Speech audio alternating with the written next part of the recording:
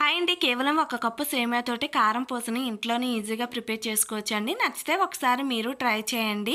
First అయితే 2 కప్పుల వాటర్‌ని తీసుకొని 2 స్పూన్ల ఆయిల్‌ని, 1 కప్పు సేమియాని వేసుకొని 2 నిమిషాల పాటు ఉడికించుకోండి. ఎక్కువ సేపు అవసరం లేదు. తర్వాత స్ట్రెయినర్‌లోని వడకెట్టి కొంచెం కూల్ వాటర్‌ని వేసి పక్కన పెట్టేసుకోండి.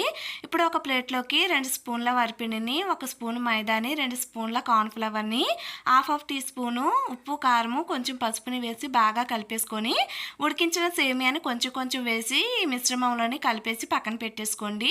వేడిగా మరుగుతున్న ఆయిల్‌లోని సేమియా పూసని కొంచెం కొంచెం వేసుకొని ఇలా గోల్డెన్ కలర్ వచ్చేంత వరకు వేగించుకొని సైడ్‌కి పెట్టేసుకోండి.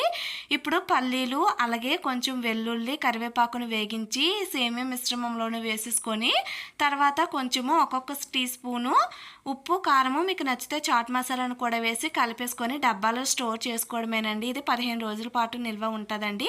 నచ్చితే లైక్ చేయండి.